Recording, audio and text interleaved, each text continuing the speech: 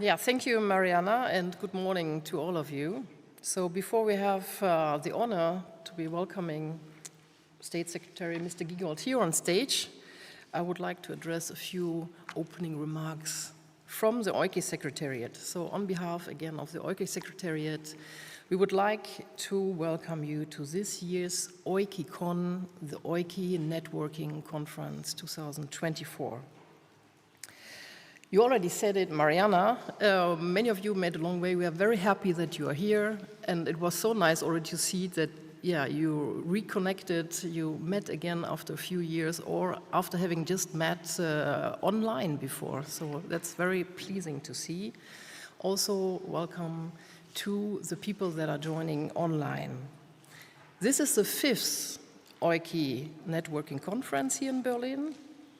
And the reason why we make this effort to organize such a conference and why we ask you to make an effort to prepare for sessions, prepare for presentations, is because we know how important and valuable it is to exchange on perspective and to exchange knowledge on, climate action, on what is so important to all of us.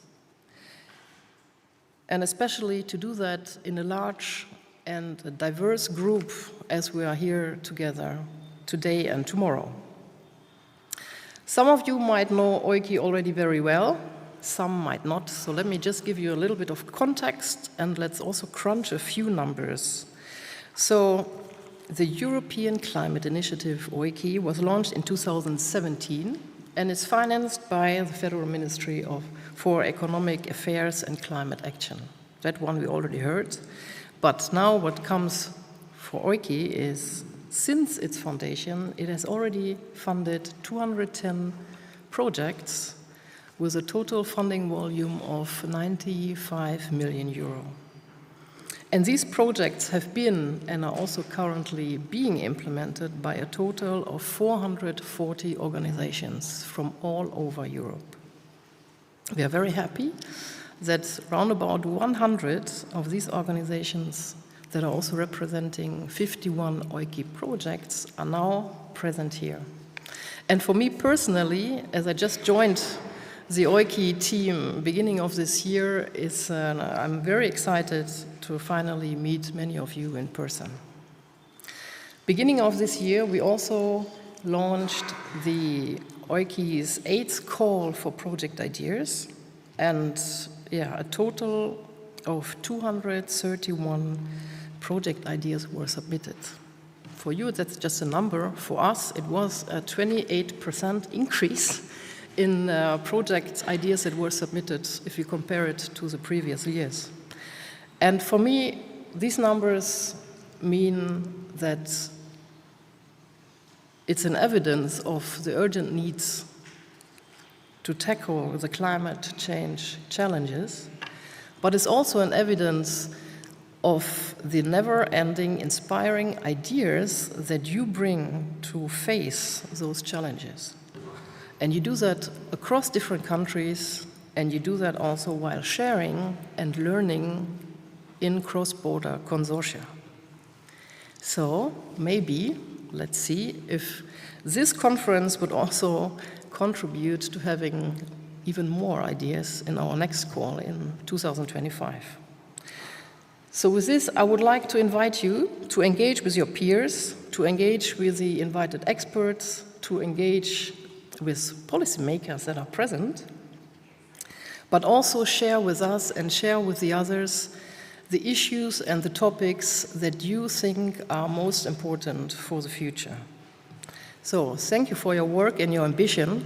Thank you for contributing to European climate action. And thank you for coming and for sharing your experiences. Enjoy the conference.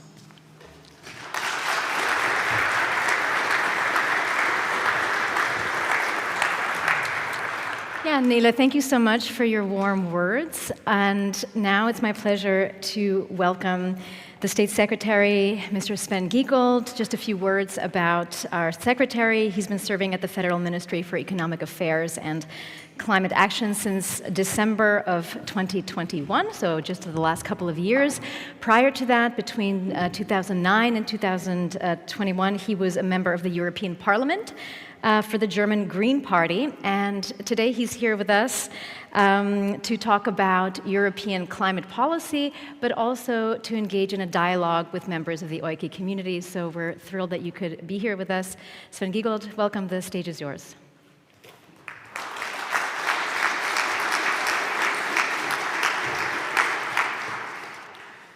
Yes, thank you to all of you, Excellencies, and I would like first to say welcome to Germany, welcome to Berlin. Do you know how you recognize being in Germany?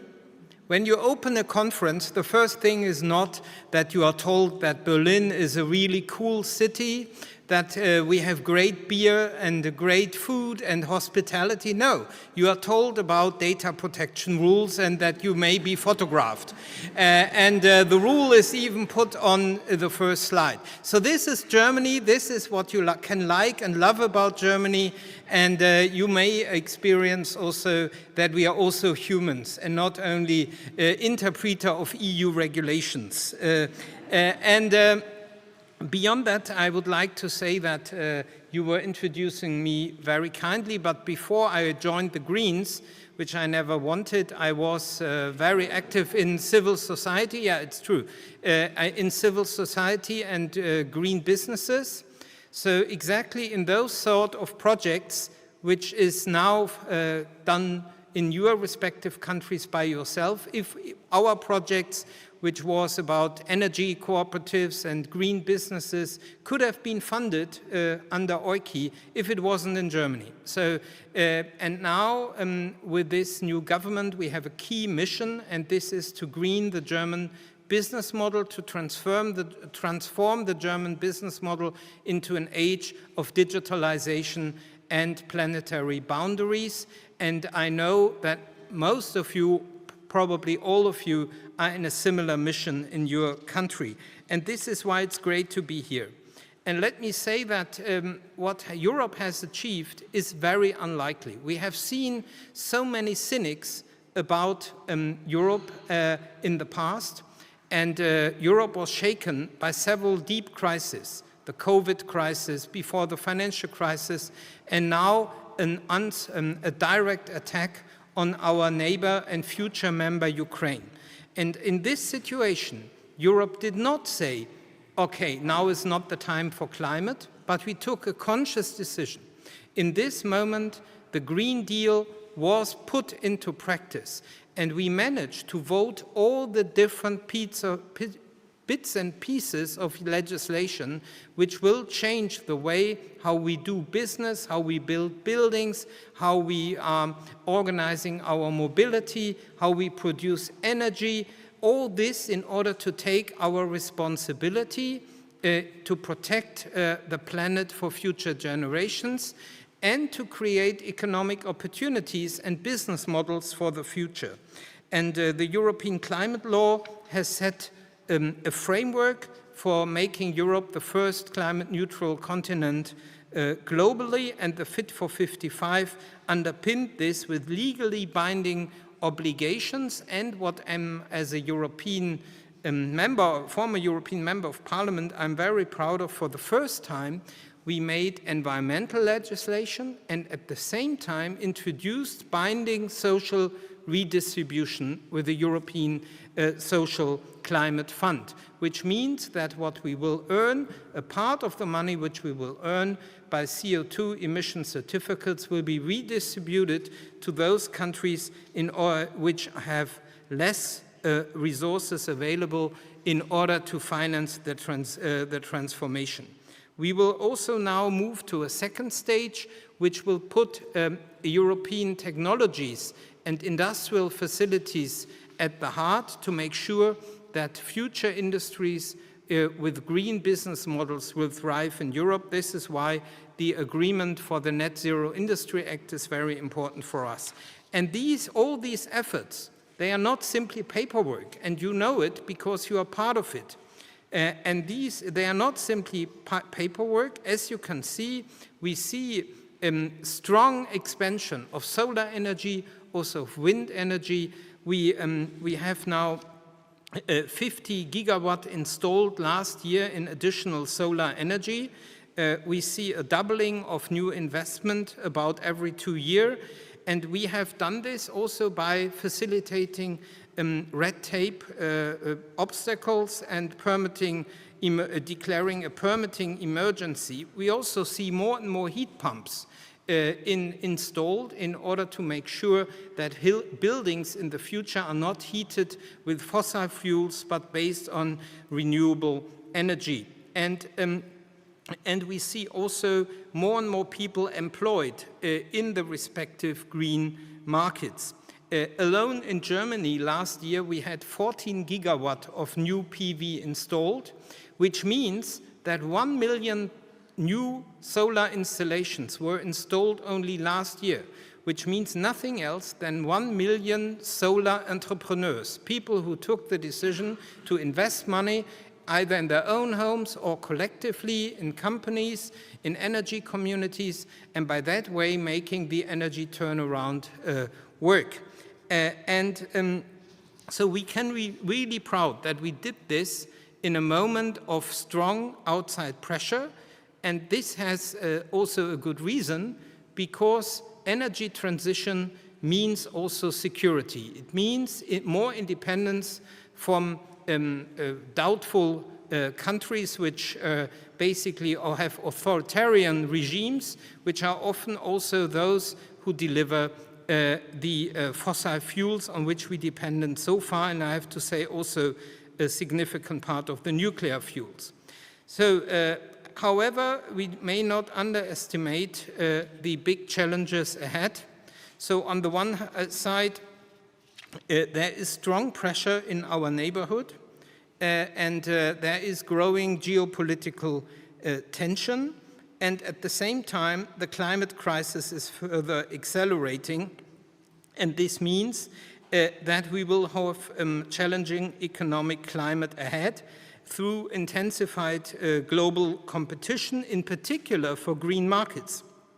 So, and this means, with a view to the next Commission, it is critical that we now implement what we decided and at the same time make sure that the respective business opportunities are also grasped, that additional investment and new competitiveness based on green solution and green innovation are happening all over Europe.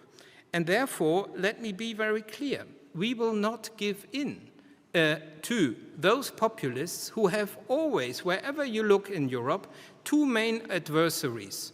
They dislike the European democracy, they want to go back to a purely national democracy, and they claim that climate action is not necessary. And therefore, you are at the heart with your project, because you are combining Europe and climate, you are at the heart of the pressure exerted by many backward-looking populists. And I can tell you for the German government, and we will not give in to this pressure. The European Green Deal is here to stay, to be implemented and to be developed. And this means we will also now with our partners define the agenda for the next 5 years. First, of course, the citizens have their say and they vote for the European Parliament. This will determine also the future course. At the same time, the member states are defining their priorities, and this will then lead to the next electoral cycle. And as I said, it will be critical for us to cut additional red tape to make the green transition and future technologies more successful in Europe. Therefore, we need also a Green Deal industrial plan, which does not mean that we need now an industrial plan outside of the Green Deal, but we need an industrial plan in order to implement the green achievements and grasp the economic opportunities. Then we also will insist that Europe gets a genuine industrial policy.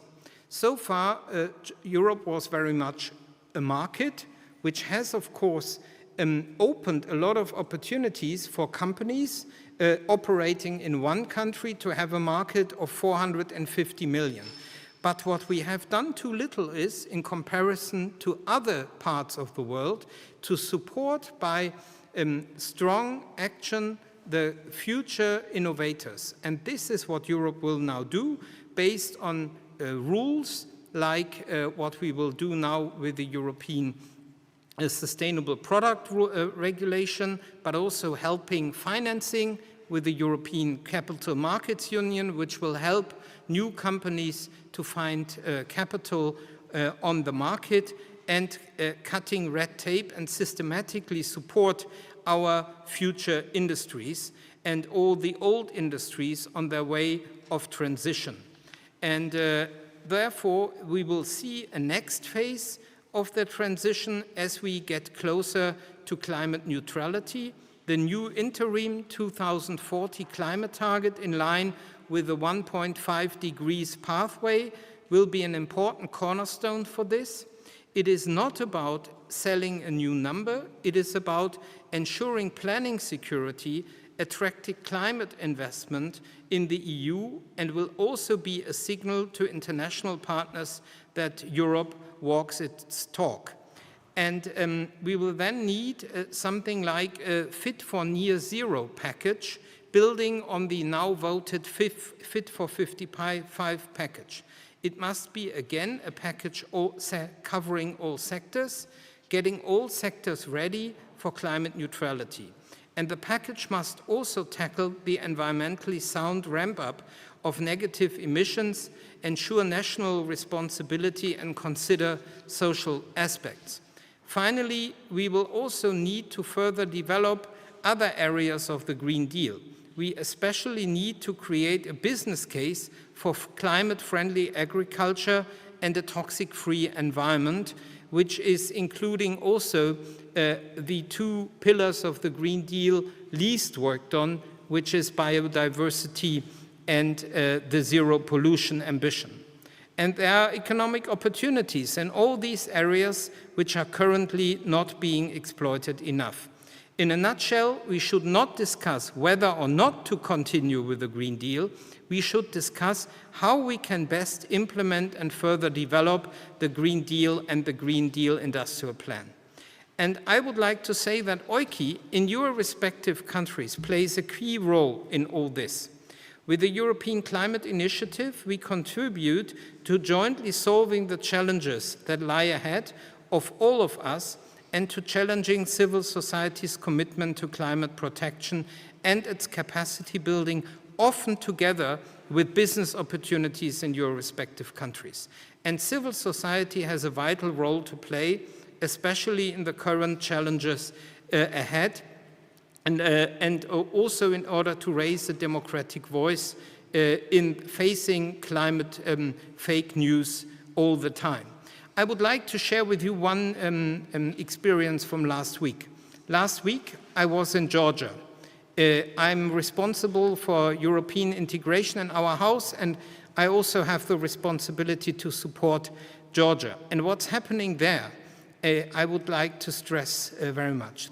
This is at the moment the capital of Europe. Nowhere citizens waving more European flags than in Georgia. And what is happening in Georgia at the moment is totally unacceptable, because receiving money from other democratic parties cannot be treated the same as receiving money from Russia. Getting money from your friends is not something you have to register, you have to blame yourself as a so-called foreign agent. It's a form of European solidarity. So let not put you as doing something dubious We, for good reasons, do not determine what you do, how you run your organizations. We respect your independence, but we will not give in to Russia and others to letting new entry countries falling victim to their authoritarian rules. At the moment, I would say we are all together Georgians. With EUKI, we pursue climate action in a spirit of solidarity, and we do not only fund climate projects, but also the EUKI Academy. We also foster competence development, knowledge sharing and networking in Central and Eastern Europe, most importantly through conferences like this one. EUKI can also have an impact beyond the borders of today's European Union, especially with a view for capacity building for civil society in the Western Balkans, and also with Ukraine, Moldova, and Georgia. Be assured, Germany supports the future integration and enlargement of the European Union, knowing that we also have to reform the European Union itself. I wish you all well, in particular with cross-border climate projects, and let's continue our fruitful cooperation. And I hope that finally you also get to know Berlin and Germany and not only our rules. Thank you.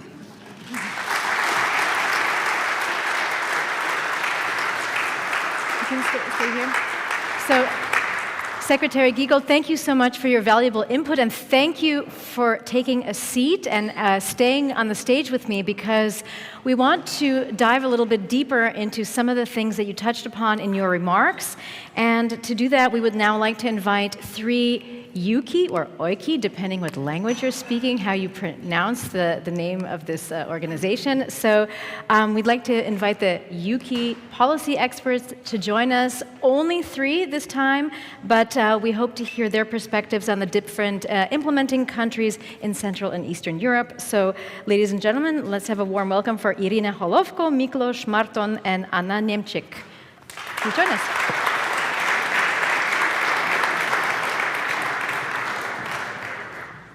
So each of you will just take one of the hand microphones, and you're free to sit anywhere you like.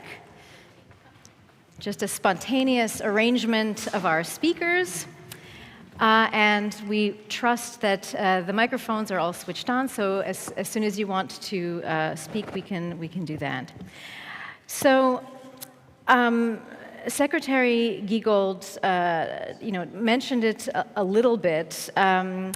With the European parliamentary elections drawing closer, I think there's quite a bit of concern about the rise of right-wing populism and anti-EU sentiment, and this, of course, is often at odds with the efforts and the goals of EU climate policy.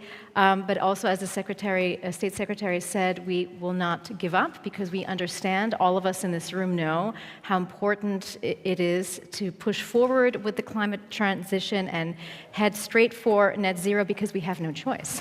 We have to, right? So that said, there are still, of course, specific challenges to every region, but there are some overlapping themes. And maybe, Iryna, we can start with you, because it's not only in Central and Eastern Europe. I mean, this is true also in many other regions. But people are worried about an increase in costs that results from, for example, this new carbon price.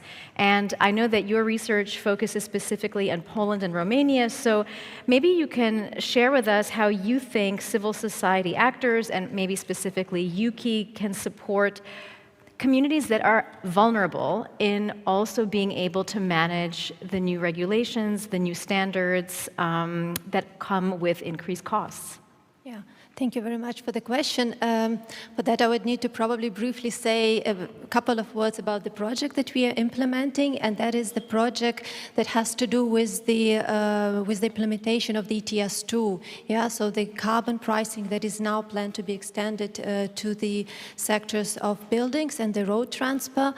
And this was already mentioned by Mr. Giegold in the first introductory note, that together with this system, there is a special social climate fund that is being set up exactly for the reason, for the need to tackle the issue of distributive impacts of this new carbon pricing. And that was in the core of our project that we implemented together with the EUKI Institute and our partners in Poland and Romania, because we wanted to understand better what will be this potential negative effects and who will be vulnerable, how to find these people, and how to better address this issue of burden and the cost that might be too high for some of the households. Indeed, what we have encountered is that the role of civil society, not only in Central and Eastern Europe, but across all member states, will be indeed crucial, because there are a lot of challenges ahead of this process to implement the Social Climate Fund, especially when we talk about implementation of the social climate plans. And one of the challenges would be lack of data, need of additional research, and again, need to understand how to find these people who will be vulnerable, how to locate them. And this is exactly where civil societies come into play, and not only civil organizations that work traditionally in climate action, but also those working in social policies and with vulnerable communities. They have the necessary knowledge, yeah? They have the necessary experience, they have necessary access to these communities. They can really help governments to better understand how to design and implement the policies that can better support and reach out to those vulnerable people in order to make sure that we don't leave anyone behind, and that this unfair, so to say, distributional impact is actually having negative implications for the development of the fight climate policies in general.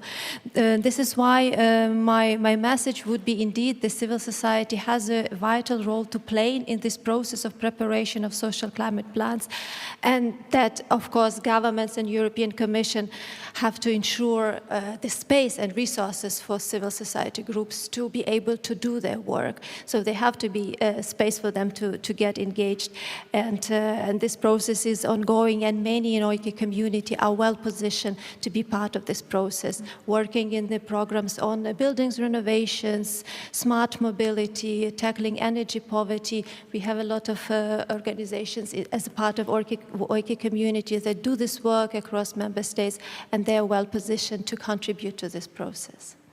Yeah, maybe we can just then go directly to the State Secretary, because you mentioned it, but we also know that the EU is planning several measures to ensure a socially just climate transition. So could you maybe tell us or give us some examples of what is planned as part of the Green Deal 2.0 to also make sure that we're including principles of equity in climate action? Well, first of all, I would like to stress that taking the climate crisis seriously is a social endeavor in itself.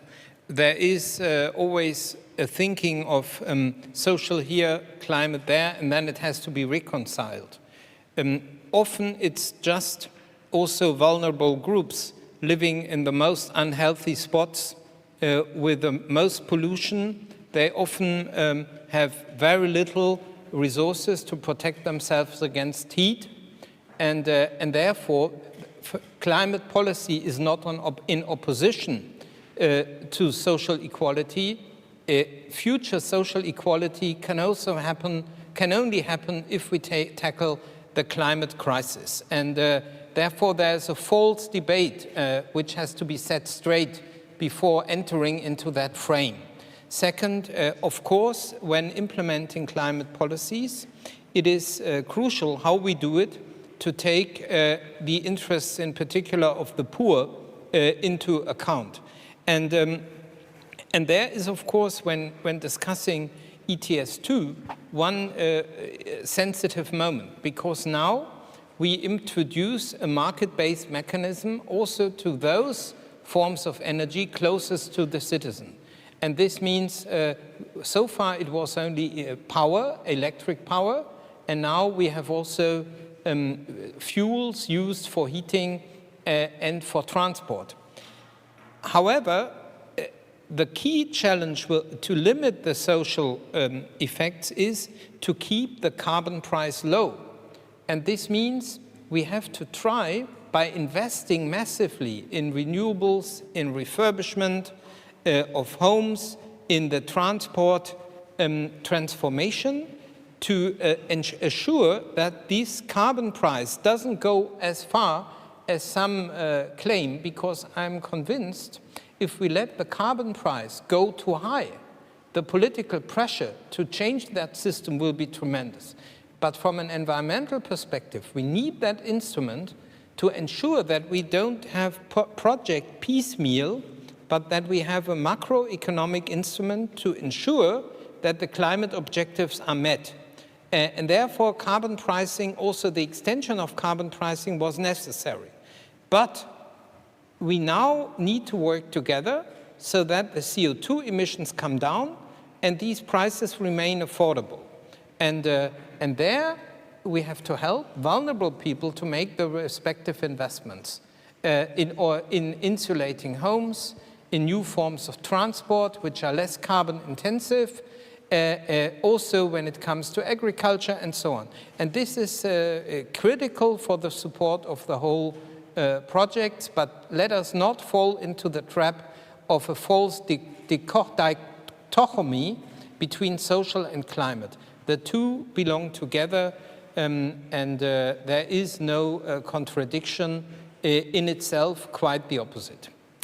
Well, I would now like to turn to Miklos, because you are based in Hungary, and we all know that your country's leadership has been one of the most critical of EU climate regulations. But of course, we also know that effective climate action takes more than just more laws and more restrictions and more regulations. So from your perspective, Miklos, what else is needed so that people understand the advantages that the State Secretary was just outlining for all of us? How do we make sure that the general public understands what these advantages are and that this helps drive their behavioral change? And if you don't mind, just tell us also quickly the project that you're affiliated with. Yeah, I'm very happy to be here. And about the project which I'm a member of, I would emphasize that its focus is the ownership of climate action, which we need and which we don't have enough in Central and Eastern Europe, we are sure. And especially to know that it's not only for the environment, it's also for the people. The globe as such will survive, but the culture we are having, especially I'm proud of the European culture we are having together here, we should keep it, we should take care of. And yeah, especially about our project, I would emphasize that what is special, that the target group is not the general public as such and not the media in general, but we try to focus on decision makers, especially politicians, who, yeah, you are right, sometimes not easy to communicate with.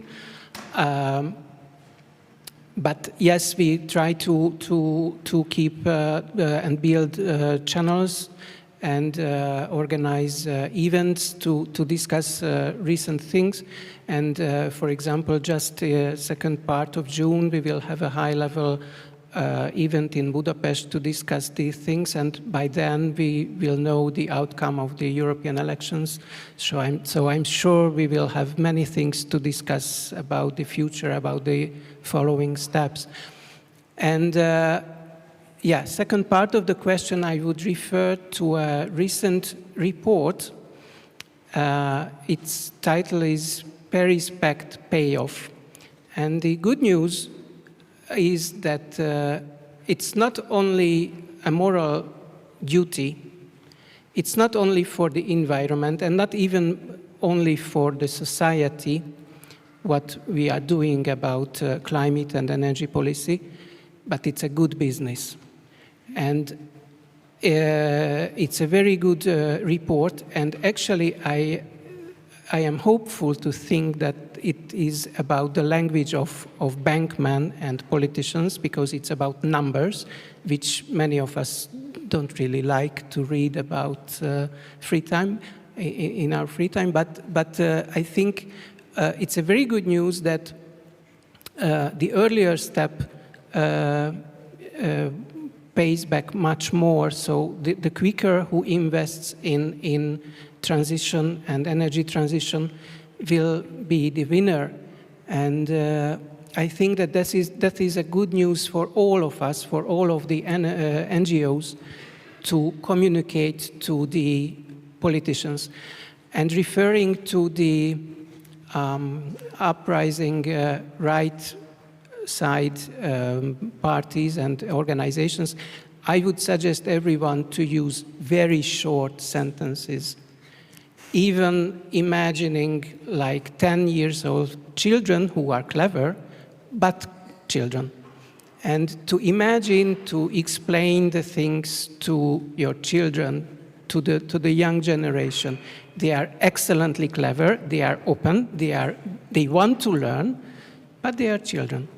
And if we can do that, then I think there is hope. Thank you. We're aware that State Secretary, you can stay with us for wonderful. So then I will follow up with you, because I'm just curious to hear, we just heard one suggestion to communicate the importance of climate action, just speak like it's a 10-year-old.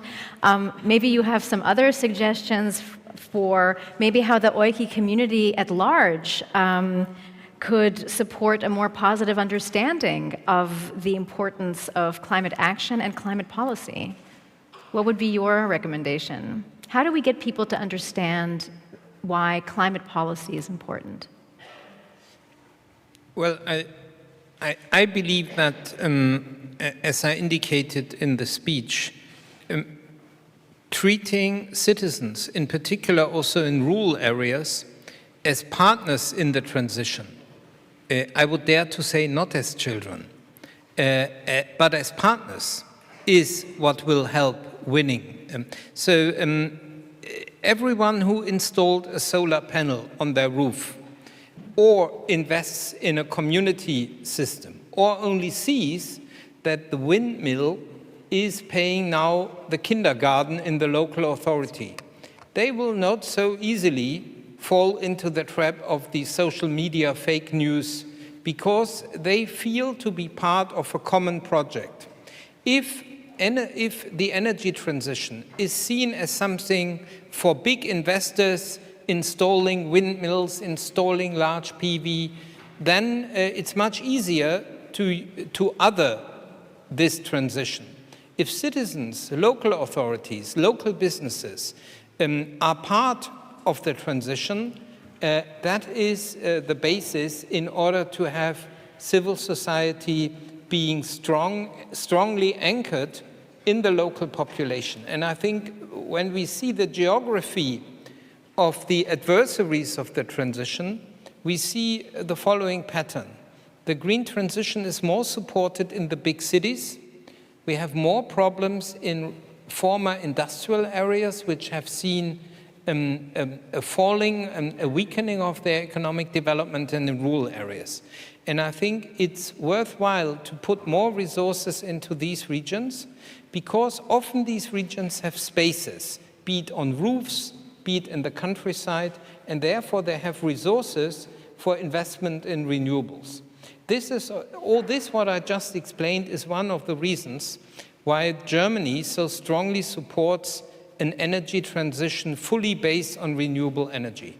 Because renewable energy are decentralized, they can make citizens and businesses in all regions partners of the transition.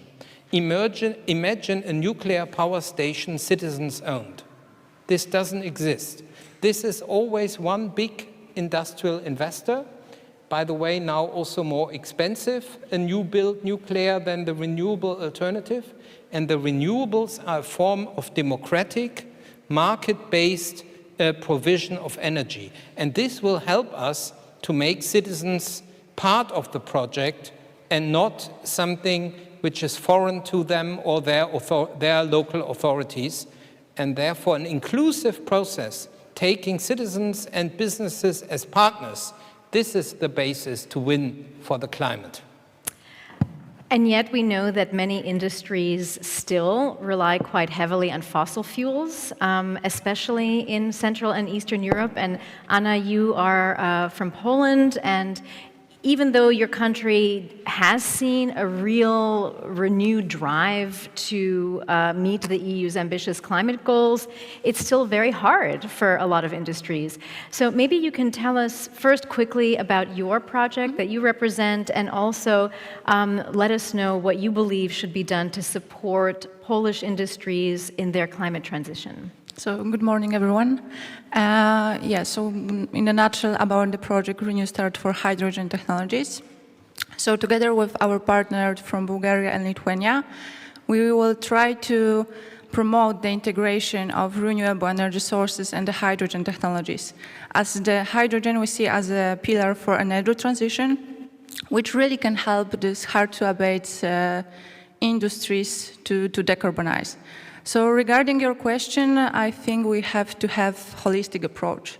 So policy frameworks, definitely, it's going to be more supportive.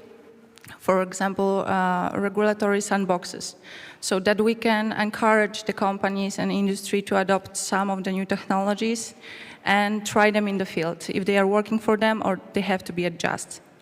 The other thing is to definitely investment in research and development, because without new technologies, without their further development, we will be not able to reach the goals. Also, financial incentives and subsidies. Some of the industries, they are afraid of the economic effect of implementation of new technologies or the hydrogen. The hydrogen meaning this low and zero emission hydrogen. So we have to go with them, talk with them. Also, I guess it's going to be really important the cross-border, but also cross-sectors and cross-stakeholders communication. Foster this sharing of the knowledge, expertise, and the best practices, because then we can prove that it's really working in various sectors, especially the hard ones. So the petrochemical, chemical, steels, that's not only the issue in Poland, but also in other countries. So also that the thing that was already said, to propagate the knowledge, because if all of the various stakeholders, the governments, the industry, but also the civil society, will understand why we are doing it, and that they are the part to reach the goals, they will be more willing to join for the action. So I guess we have to go with different strategies in parallel to get to the point. Yeah, thank you very much for your input. If you don't mind, State Secretary, I'll give you the final word in the last minute, because I would just like to ask you to share with the EUKI community what you see as being the most important achievements. I mean, you mentioned some of them. These guys work on climate action every single day, and sometimes they don't see what's the expression, you don't see the forest for the trees, but when you take a step back, what to you are some of the best achievements that Europe can be proud of when it comes to climate action in very turbulent geopolitical times? Well, I feel I have spoken already too much, but I can assure you our people are here. They are here to listen and speak to you with a beer or without, with photos or without, and they will report back to me when you have concerns over the program European policies. We are working now on the program for the next Commission, and you are the first partners, obviously, to listen to what you need. So this is the first thing I would like to say. And I have seen regularly when I was in other EU countries, the EUKI partners. And I often ask them for meetings, because I felt that I could learn things from you which I would have never learned from their respective governments. And this was very important for me, and is also, and I'm sure when we see now Hungary very often in Budapest, it's also interesting, it's key for me in my role to speak to the government, but it's also key to speak to those who actually do these European policies which we all want. And if I may share one thing which has been achieved by basically your homologues in our country. While we are sitting here, you can assume that all electric power is now renewable at that moment. Everything is solar and wind and a bit of biomass and water energy, everything, because during the days when the sun is there, you know, Germany has not so much sun, but now certainly we are near 100% renewable. And this was done by lots of people locally who installed these facilities. And this is the process which is also ongoing in your country, and I'm sure there is more space still, but this shows how much civil society, which introduced these technologies with green businesses, they didn't fall from heaven. That was a long fight in Germany to win over a more established interests of the fossil and nuclear sector, and now we are run by renewable energy, and we will also in the future manage in winter, and we will manage to produce green hydrogen. We work with Poland on this, and we have to green not only power during sunny days, but we need 100% for the climate, but we are on the way, and you will see here also it's possible, and that's the spirit I would like to share with you. It's possible, and you can win against very influential people who want to stop green progress. So thanks for doing all you do in your countries. Thank you so much.